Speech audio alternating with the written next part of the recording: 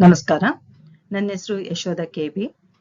ನಾನು chemistry lecturer ಆಗಿ ಬಾಲಕಿಯರ ಸರ್ಕಾರಿ ಪದವಿ ಪೂರ್ವ ಕಾಲೇಜು ನ್ಯೂ ಟೌನ್ ಭದ್ರಾವತಿ ಇಲ್ಲಿ ನಾನು ಕಾರ್ಯನಿರ್ವಹಿಸ್ತಾ ಇದ್ದೀನಿ. ಈಗ ಶಿವಮೊಗ್ಗ ಜಿಲ್ಲಾ ಪಂಚಾಯತ್ ಹಾಗೂ ಶಾಲಾ ಶಿಕ್ಷಣ ಇಲಾಖೆ ಪದವಿ ಪೂರ್ವ ವಿಭಾಗ ಶಿವಮೊಗ್ಗ ಜಿಲ್ಲೆ ಇವರು ನಡೆಸುತ್ತಿರುವ ಲೀಪ್ ಪ್ರೋಗ್ರಾಂ ಅಡಿಯಲ್ಲಿ ಇವತ್ತು ನಡೆದಂತಹ ಪ್ರಾಕ್ಟೀಸ್ ಟೆಸ್ಟ್ ಪೇಪರ್ 1ರಲ್ಲಿ ಬಂದಂತಹ ಕೆಮಿಸ್ಟ್ರಿ ಪ್ರಶ್ನೆಗಳಿಗೆ ಕೀ ಆನ್ಸರ್ಸ್ ಮತ್ತೆ ಸೊಲ್ಯೂಷನ್ಸ್ ನ ನೋಡೋಣ. ಈಗ ಮೊದಲನೇ ಪ್ರಶ್ನೆ, molality of an aqueous solution of a non-electrolyte that produces an elevation in boiling point of 2 Kelvin at 1 atmospheric pressure. Kb of water is 0.512 Kelvin kg per mole. So Kb of water means here they have given ebullioscopic constant. Okay, so they are asking us to find out the molality. Okay, so molality means obviously it comes under first chapter, that is the solution chapter. So and there the main key word that we have to look for is that what is the property they have given. So here they have given elevation in boiling point. Okay, so we have to calculate molality by making use of elevation in boiling point. Okay, so now we know the mathematical relation between elevation in boiling point and molality, that is delta Tb is equals to Kb into molality. This is the very first basic equation we have got. Based on this, later on we will derive one more equation, that is elevation in boiling point is equals to ebullioscopic constant into mass of the solute divided by molar mass of the solute into 1000 divided by mass of the solvent taken. Since they have asked us to calculate molality here, directly I can go for the first equation. If they ask us to calculate mass of the solute taken or the molar mass of the solute or the mass of the solvent taken, then we can go for this second equation. So now, here since we are supposed to find out molality, if you rearrange this equation, we'll get it as molality is equals to delta Tb divided by Kb, where delta Tb is 2 and Kb is 0.512. Okay, here not only identifying the correct equation and making the substitution is important, at the same time doing the calculation fast, that is more important here, because in CET and NEET exams or any entrance exam you take, we are going to get just 1 minute of time for each question. Okay, that's why we have to be fast enough in the calculation.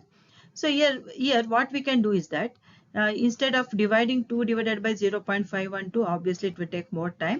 We can do a small approximation. Okay, 0.512 can be taken as 0.5.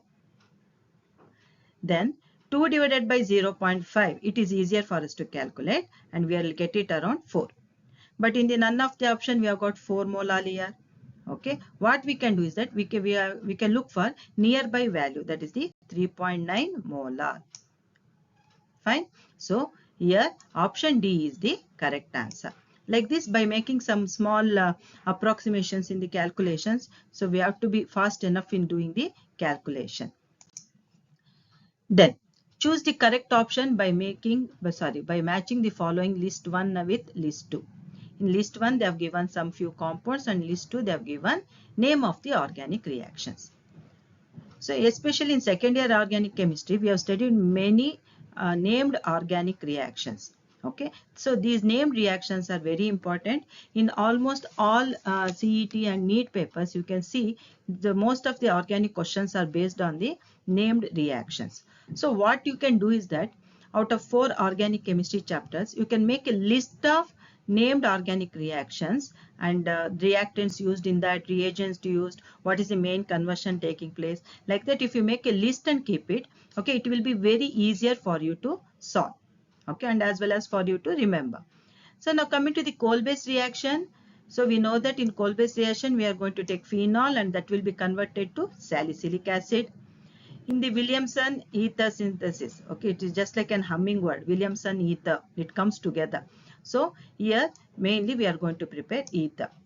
Then in the Schwarz reaction, we are converting alkyl bromide or alkyl chloride, you can take, into fluorides. Then we have got Friedel-Crafts alkylation and acylation. In Friedel-Crafts alkylation, we are going to take alkyl halide In Friedel-Crafts acylation, we are going to take acetyl chloride or the acyl chlorides here. So here we are going to get alkyl arenes, and here we are going to get mainly the keto type of compounds. So in alkyl fluorides, if you come to the question here, alkyl fluorides are prepared by Schwarz reaction. And aryl ketones, as I said here. So here, once you look at the name of the reaction, we feel that in none of the reactions we are going to prepare ketones. But carefully, if you observe, in the acylation, we are preparing ketones. Okay, we are getting the product as ketones. Obviously, for aryl ketones, Friedel-Crafts reaction. Then salicylic acid is prepared by Kolbe's reaction. Ethers is prepared by Williamson ether synthesis. So if the correct option, if you look into the options given over here, the correct one is, for the first one I should have C, for the second one D, for the third one A, and for the fourth one B. So option B is the correct answer. Coming to the next question. Amount of electricity required in Faraday to get 1 mole of magnesium from molten magnesium chloride. Okay, here they are saying that we are taking molten magnesium chloride. Once I pass the current through that one, we are going to get magnesium. How much of electricity I should pass to get 1 mole of magnesium? So in MgCl2, magnesium is present in the form of Mg2 plus, and to convert that one into Mg, I require 2 moles of electrons. So if one positive charge is there, then we require 1 mole of electrons. If 2 positive charge is there, then 2 mole of electrons. Fine. So now here Mg2 plus, in order to convert Mg2 plus to Mg, 2 moles of electrons are required. So for supplying 1 mole of electrons, I should pass 1 Faraday of electric current. For supplying 2 moles of electrons, I should pass 2 Faradays of electricity. Okay, if it is required 3 moles, then you can go for 3 Faraday. So before marking the answer, please look at the amount, the mole of the substance they have asked for, whether it is 1 mole or 0.5 moles or the 2 moles. For how much they have asked, please make sure that for how much they have asked, and then do the calculation, then mark the correct answer. Okay, since they have asked for 1 mole, in 1 mole itself I should supply 1 mole of electrons. So 2 Faraday is the correct answer. So option C. Then 27th question. The reagent used to distinguish primary, secondary and tertiary alcohols is Grignard reagent, Fellings reagent, Tollens reagent and Lucas reagent. So in organic chemistry, named reactions is one part, and then if you go through the chapters, you can observe that here and there they are mentioned about the special reagents, okay, which are used in the specific conversions. So if you make a list of those special reagents also, even in the entrance, for any of the entrance exam, it will be easier for you to solve few questions over there. That is one. And also you can make a list of change variation in the physical properties, variation in the if you take melting point and boiling point, how do they vary? All those lists, if you make it separately, then it will be very much easier for you to prepare for organic chemistry. So here they have asked for Grignard reagent. So Grignard reagent, we had learnt how to prepare that one Grignard reagent, that is alkyl magnesium halide, in the first chapter. But why we have studied that? Because it is used in the synthesis of many organic compounds. We make use of this particular reagent to prepare many of the organic compounds, such as primary alcohol, secondary alcohol, and then carboxylic acids, all those things. Tollens reagent, and Fellings reagent, it comes in aldehydes and ketones. Tollens reagent means ammonical silver nitrate.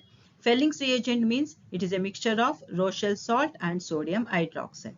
This one is used especially to distinguish between aldehydes and ketones. Then Lucas reagent, it is a mixture of anhydrous zinc chloride and concentrated HCl, which are used to distinguish primary, secondary and tertiary alcohols. Since they have asked for primary, secondary and tertiary alcohols, okay, Lucas reagent is the correct answer. Not only that, here you should also have an idea, in detailed idea about the Lucas test. Okay, like which alcohol reacts faster, which one reacts slow, all those points you have to make a note. Okay, then 28th question. A transition metal ion has spin-only magnetic moment of 2.82 bm.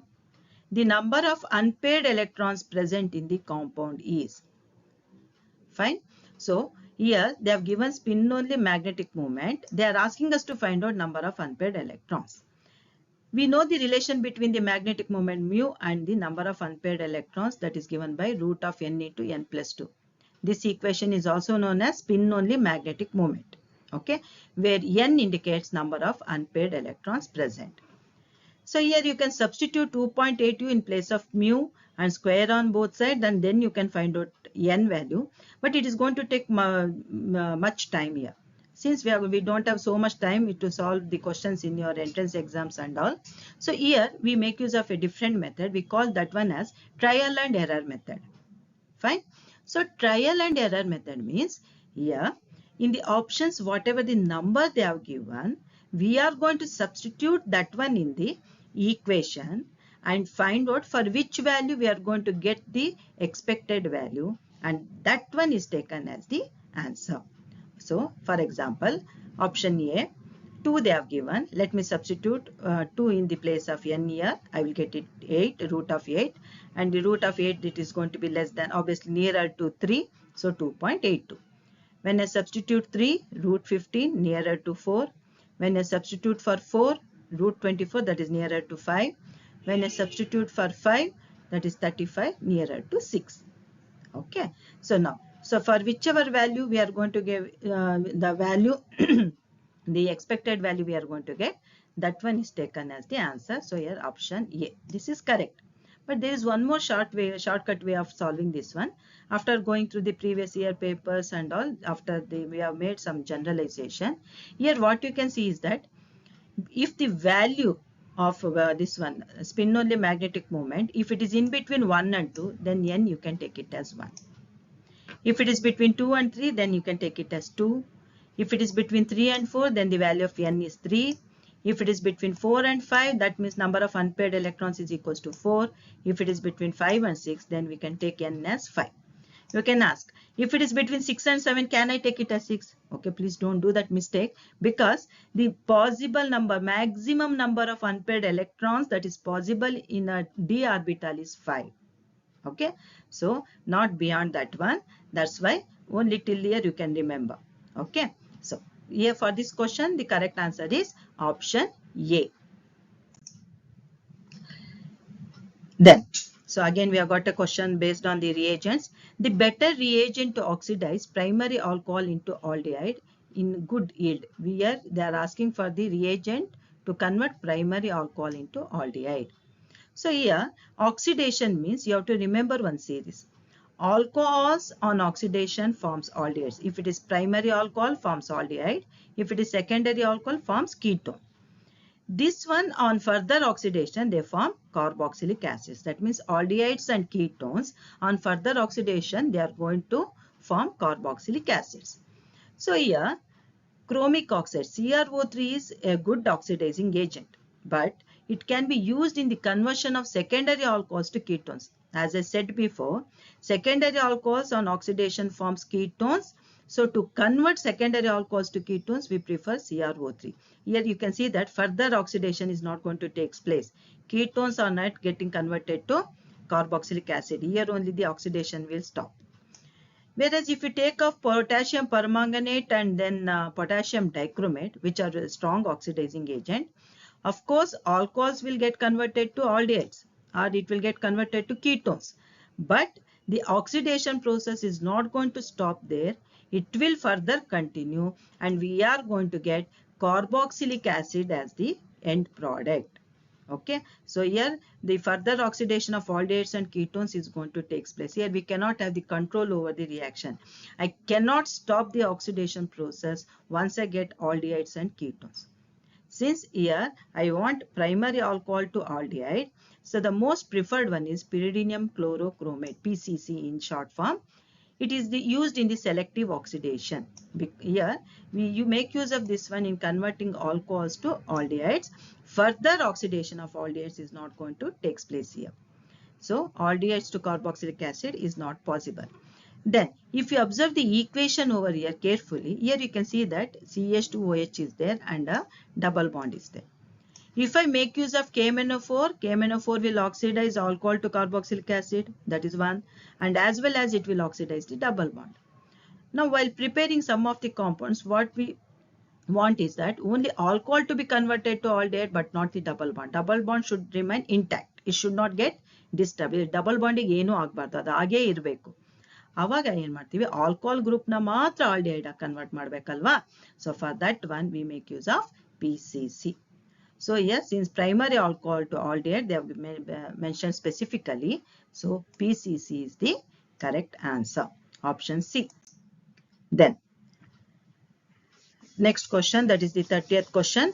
The vapor pressure of pure benzene at certain temperature is 200 mm mercury at 298 Kelvin. On adding 2 gram of non-volatile solute, the vapor pressure is decreased to 195 mm mercury at the same temperature. The mole fraction of the solute in the solution is. Okay, when you get such kind of problems, what you have to do is that first you make a note what we are supposed to find out. Mole fraction. Mole fraction comes under which chapter? Solution chapter. So then there we have studied in part 1, that is in the concentration terms we have studied about mole fraction, and then in the second part in the colligative properties. Since they have mentioned the word vapor pressure, that means I should look for a an equation in which mole fraction is related to the vapor pressure. So that is nothing but in the relative lowering of vapor pressure formula, okay, we are going to get a relation between the vapor pressure and mole fraction. XB means mole fraction of the solute. So P naught is nothing but is the vapor pressure of pure solvent, and P means vapor pressure of the vapor pressure of the solution. So here they have given you the two values 200 and 195. Remember always the vapor pressure of the pure solvents is going to be higher than that of the solution. So higher value is P naught, lower value is P. So 200 minus 195 here divided by once again 200. So we'll get it as 5 by 200, and finally we'll get it as 1 by 40. So option A. It's a very simple calculation. Direct division is going to take place. Then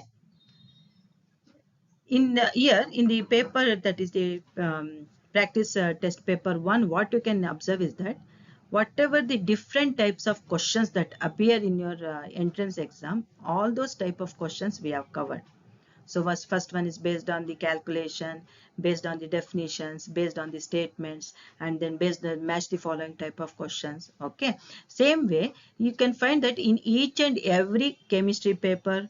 Okay, so whatever might be the entrance exam, here you are going to have the this one questions based on the graph. So in electrochemistry we have got two graphs there. So based on that they have asked the questions here. The graph showing the variation of lambda m for KCl with concentration. Okay, lambda m for KCl with concentration. Lambda m means molar conductivity, concentration here. Okay, so now KCl is a strong electrolyte. For strong electrolytes and as well as for weak electrolytes, molar conductivity increases with decrease in concentration. Okay, it has to be an increment curve. But what you can see here, option C is the correct answer. So but here you can see that the line is decrement. Okay, but you have to make one point over here. On dilution, concentration decreases. That means in this region concentration is more. On dilution means we are coming in the reverse order. Okay, in this direction concentration is decreasing. As the concentration decreases, molar conductivity is going to increase. Same question we have asked even in the practice paper. There we had asked for weak electrolytes, that is for acetic acid. So while attending the graphical questions, be specific about the conditions for which one they have asked, for strong electrolytes or for weak electrolytes. So based on that you can solve the questions. Okay, for this one option C is the correct answer. Then the highly ionic oxide among MnO, MnO2 and Mn2O7 is, they have given 4 options.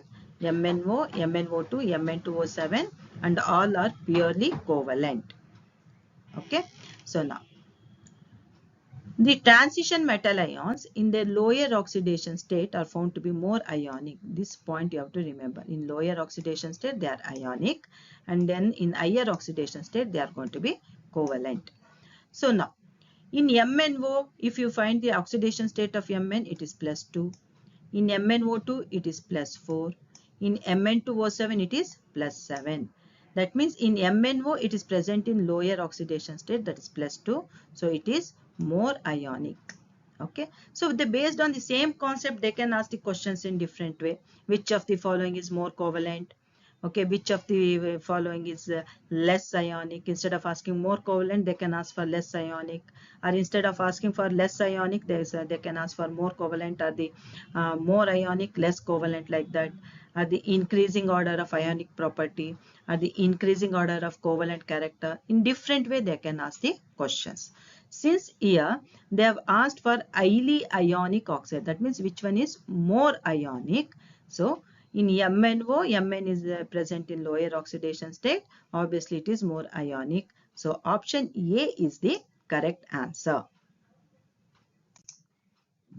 Now coming to the 33rd question, that is the lambda M0 for NaCl, HCl and NaAC. NaAC means sodium acetate they have given, that is 126.4, 425.9 and 91 Siemens centimeter square mole inverse respectively.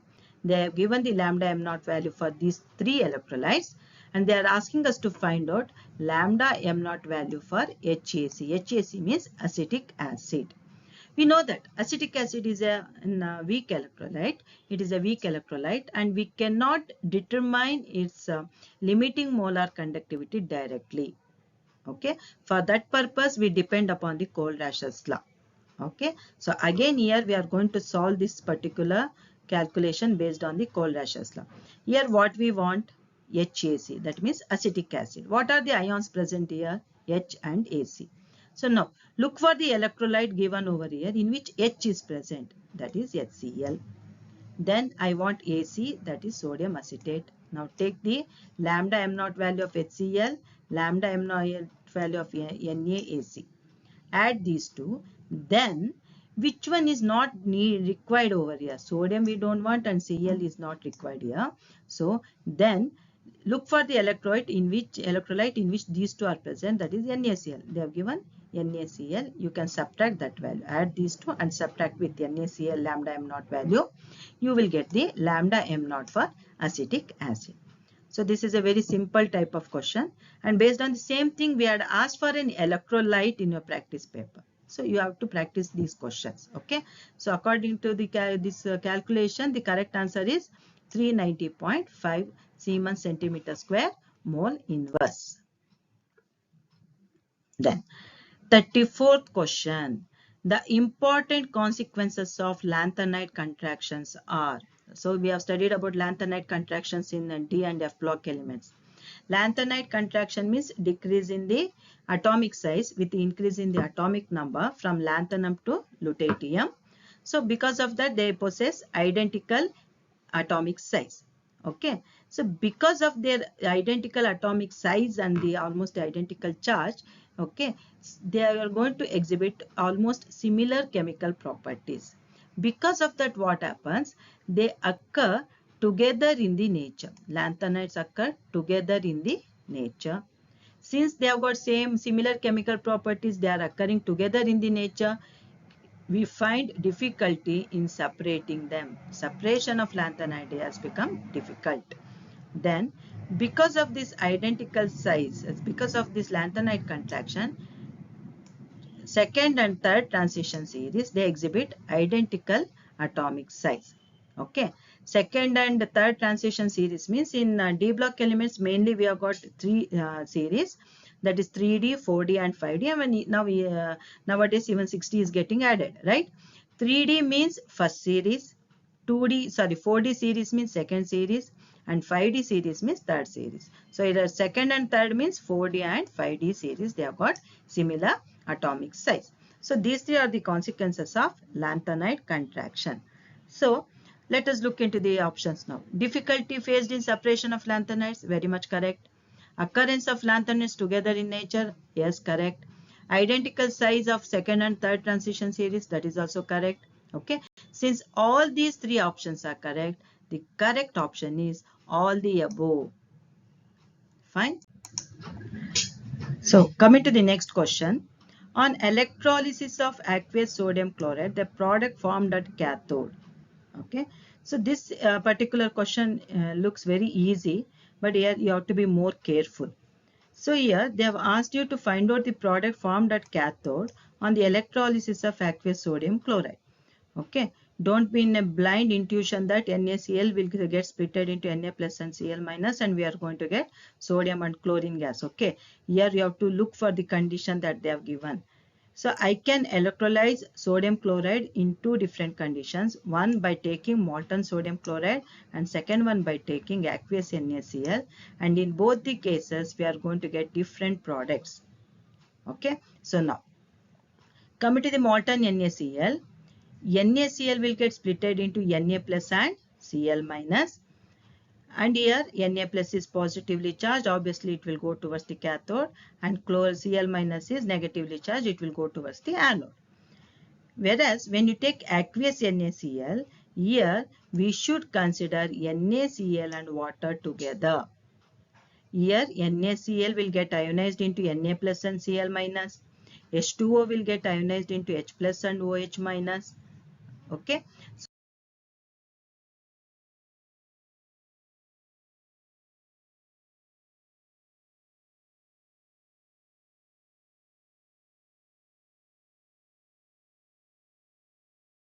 Near anode, Cl minus will get liberated as Cl2 gas.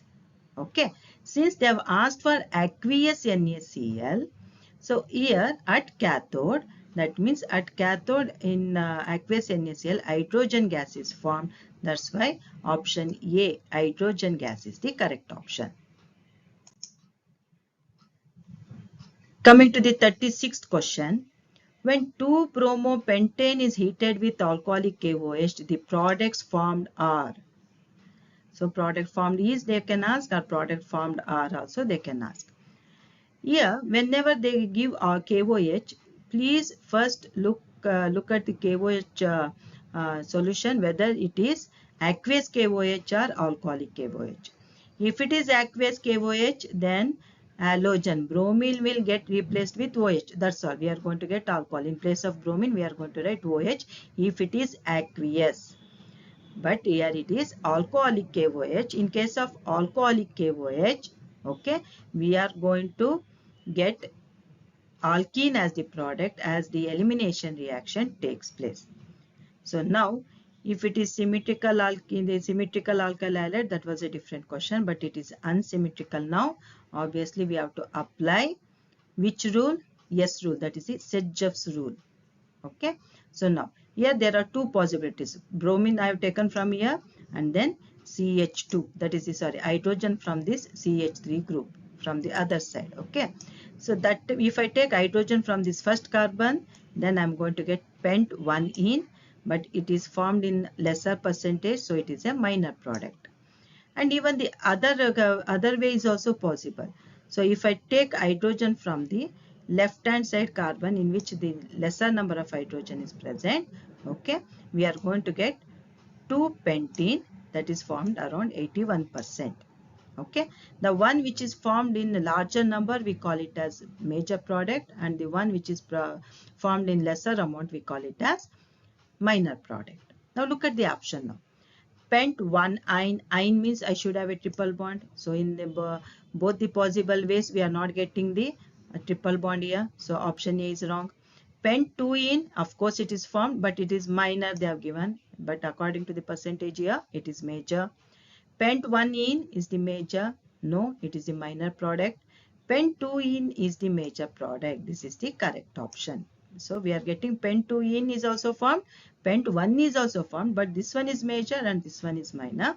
So here option D, pent 2-ene is the major product.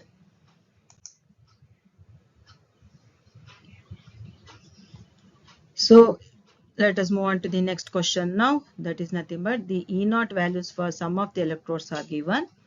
The correct order showing the metals in increasing order of reducing power. They have given, we have got two columns over here. In the first columns we have got electrodes, and in the second column we have got E naught values. So for copper it is 0.5, then for chromium minus 0.74, for iodine 0.54, and for potassium minus 2.93. Okay, so here while considering the E naught values along with the sign we have to consider. Okay, so now what is the clue over here? Lower the E naught value of the species, stronger is its reducing power. Okay, as the value E naught value becomes more lesser and lesser, that one will be, that particular metals or the ions will behave as a strong reducing agents. They have got strong reducing power. So now if you look at these values, potassium is highly negative. So just go for simple mathematics values comparison only. Okay, minus 2.93 is less, then minus 0.74. After that 0.5 will come, and then 0.54. Okay, so now potassium is the first strong reducing agent. After that chromium, then copper, then iodide. Fourth one is iodide. Okay, now whether they have asked for decreasing order or increasing order, they have asked for increasing order. So for increasing order means first iodide, then copper, then chromium, and then potassium. Okay, that is option C is the correct answer. The process involved in desalination of seawater is, desalination means removal of salt content from the seawater. So don't think that in CET and NEET exams only the difficult level of questions is asked. No, they are going to ask few simple questions, okay, direct questions based on the definitions, based on the process, okay, and then based on the application part, direct questions also they are going to ask. For which to answer that one, you don't need to know any mechanism or any formulas or any calculations are needed. Okay, so like that they have asked for desalination of seawater. We know that for desalination or in the purification of drinking water, those two are the one of the applications of reverse osmosis. So option B is the correct answer. Then 39th. Henry's constant for some of the gases at 293 Kelvin are given in the table below. Okay, again here in the first column they have given the gases, and in the second column KH. KH means what here? Henry's constant they have given. Fine. So now H2 gas has got a KH value around 69.16, helium 144, methane 0.413, carbon dioxide is 1.67. Now the question is the gas that is more soluble. Gas that is more soluble. Okay. Here the clue is that the lower the KH value, more soluble is the gas. So as the KH value is less, the gas is going to be more soluble in water. If you observe this data, here you can find that 0.413 is the least value in this table, and that corresponds to the methane. So option A, methane is the correct answer. The same thing they can ask in the reverse order also, like which of the following gas is less soluble in water? Arrange the following gases in the increasing order of their solubility. So I think that question we have given in the practice paper. So the concept is same, okay, the method of analyzing same, but while asking the order, while asking the question, they will ask in a different way. So once for more soluble, once for less soluble, like that. Okay, so you have to remember the methodology for this one. Then which of the following ions forms colored compounds? Zn2+, Sc3+, titanium 4+, and Cr3+. Okay. So now, for a compound to be colored, okay, it should have partially filled d orbital.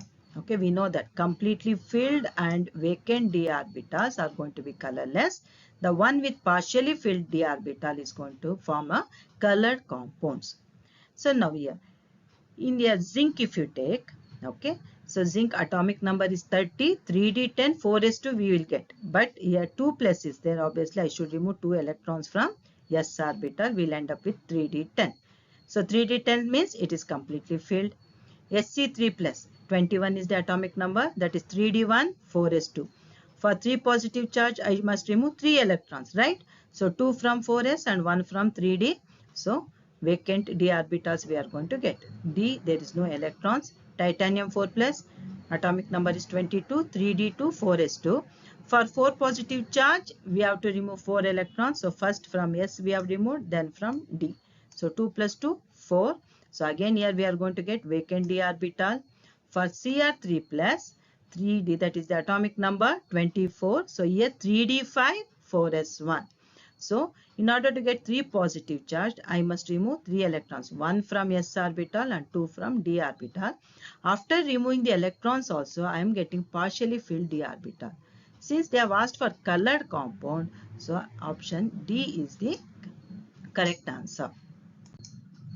Then identify the wrong statement among the following. This is also one of the common type of questions that appears in all CET papers. Okay, they will give you some set of statements. In that one they will ask you to find out the correct statement or the incorrect statement or the wrong statement. In the different way they will ask.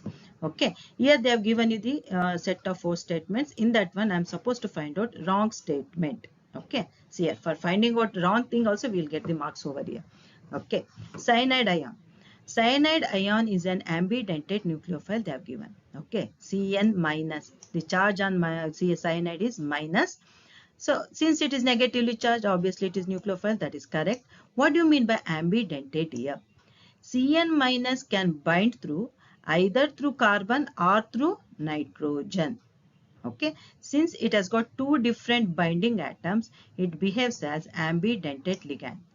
When it binds through carbon in some molecules, we call it as cyanide. When it binds through nitrogen, we call it as isocyanates. Both are possible. That's why it is ambidentate. Ambi in science means dual nature. Dual. Amphibians we call it. Amphoteric. Same way ambi means it is dual nature. Then tertiary alkyl halides preferably undergo SN1 reactions. We have studied this one. From the beginning of alloalkanes chapter till the board exam gets over, we keep on saying practice SN1, SN2 mechanism, all those things. Okay. There we have studied tertiary alkyl halides. It readily undergoes nucleophilic substitution reaction, okay, by SN1 mechanism. So chloromethane and then primary alkyl halide, after the secondary alkyl halide, they will follow SN2 mechanism. Bromoethane does not form Grignard reagent.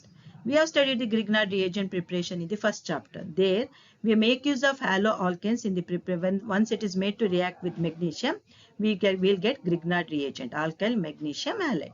Bromoethane is haloalkane, right? So obviously we can make use of that one in preparation of Grignard reagent. So does not form Grignard reagent is the wrong statement here. Then let us just look into the next one also. Chlorobenzene undergoes Friedel-Crafts reaction. Obviously, electrophilic substitution reaction we have studied. There first we study about the bromination, then nitration, then sulfonation, then after that Friedel-Crafts reaction. These 4 reactions is common in all electrophilic substitution reaction. Throughout the organic chemistry of your class 12 you will find out. So chlorobenzene undergoes Friedel-Crafts reaction. Okay. So now, if you compare all these 4 statements, the one which is incorrect is bromoethane. Bromoethane can form Grignard reagent. So this is the wrong statement. That means that is the correct answer. Then, when trichloromethane is slowly oxidized by air in presence of light, the product formed is carbon dioxide, phosphine, diethyl carbonate, phosgene. Okay, this is the one of the question from application part from the first chapter, alloalkanes. This is direct question. Okay, there is no calculations or mechanism or reagents, anything like that. Just you have to remember this reaction. Okay, so now trichloromethane means chloroform.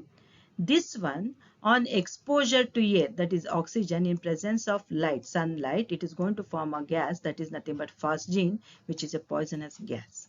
Okay, so the correct option is option D.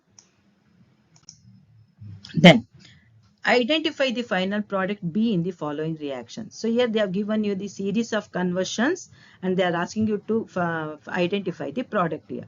This is the one of the common type of questions which appears in all CET papers. Okay, so now here what they do is that they will give some reagents, they will then some series of conversion is made, and finally we are going to get the products, and they will ask you to identify those products here. So now ethene is made to react with HBr, we are going to get it A. Then it is made to react with bromobenzene, then we are going to get it B. Okay, in presence of sodium in dry ether. Ethene double bond, it is going to react with HBr, means obviously when there is a double bond it will undergo addition reaction. So now since it is symmetrical alkene, okay, there is no much difficulty here. To whichever carbon you want you can give hydrogen, to whichever you want you can give bromine. If it is unsymmetrical, then you have to follow M rule, that is Markovnikov's rule. So now here on adding HBr we are going to get bromoethane. Bromoethane is made to react with bromobenzene with sodium in dry ether. So now in the first chapter we have studied 3 reactions in which we are going to make use of the sodium metal in dry ether. Sodium metal in dry ether. Okay. What are those reactions? First one, alkyl halide in presence of sodium, Wurtz reaction. Aryl halide in presence of sodium, Fittig reaction. One alkyl and one more is aryl. Okay, that one then in presence of sodium, that is Wurtz-Fittig reaction. So here bromine is these two bromines will go out with sodium, and this alkyl group will get attached to the benzene ring, that is the alkyl benzene is the product that we are going to get, that is ethyl benzene. Wurtz-Fittig reaction is taking place.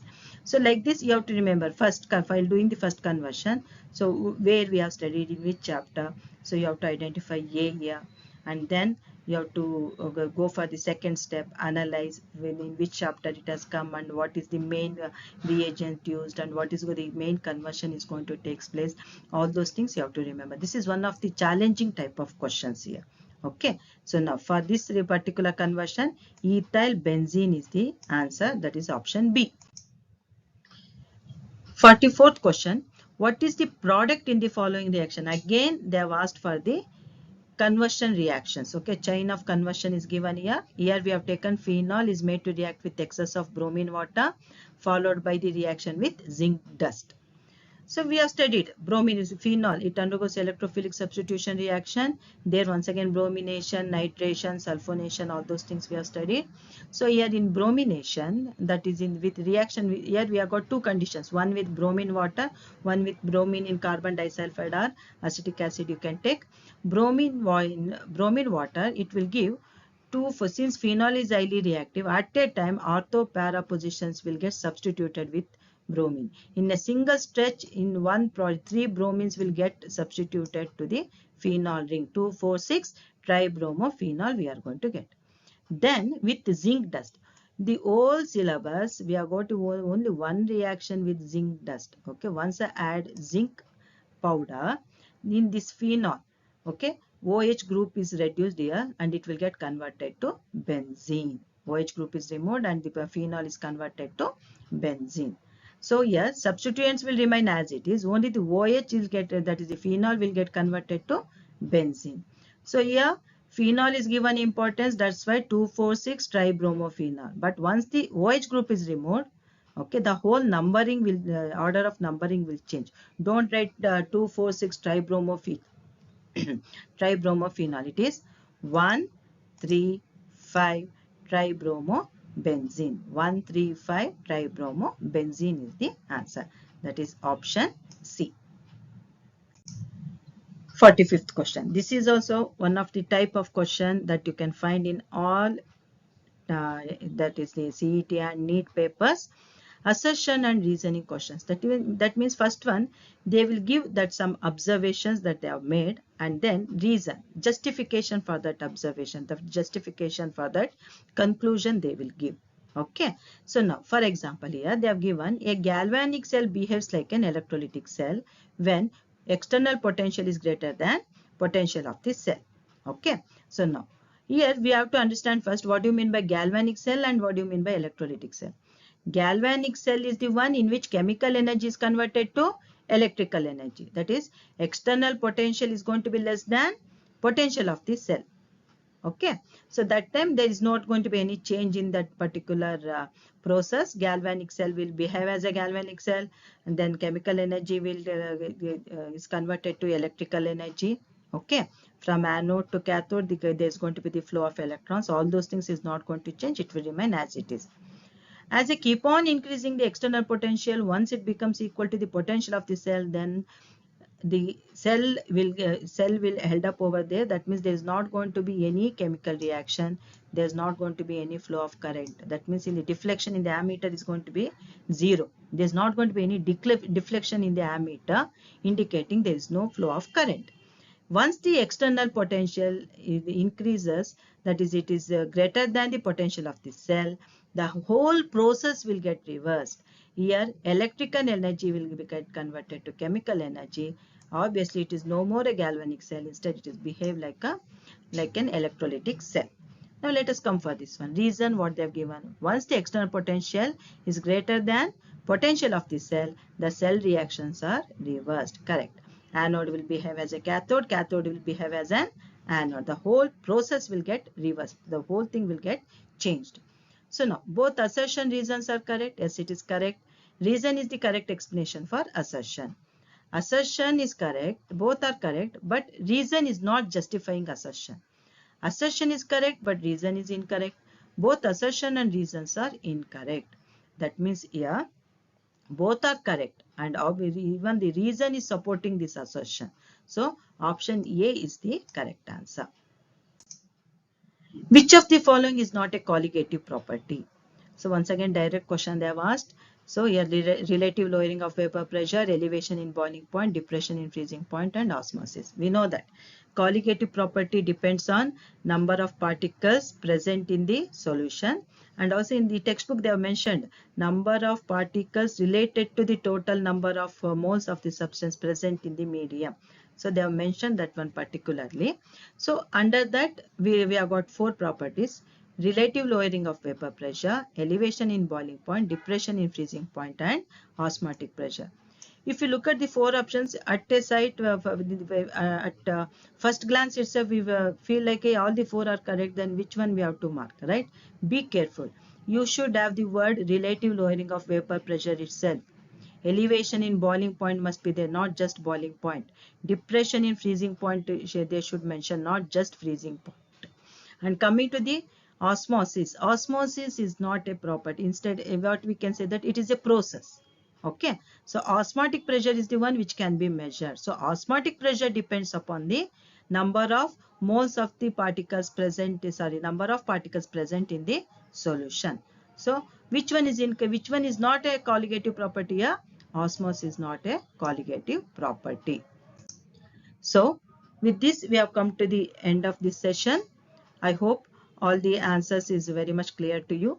By chance, if you get any doubts in any of the questions, okay, and the answers, we'll have a discussion in the next session in the online class. Okay, yeah, thank you.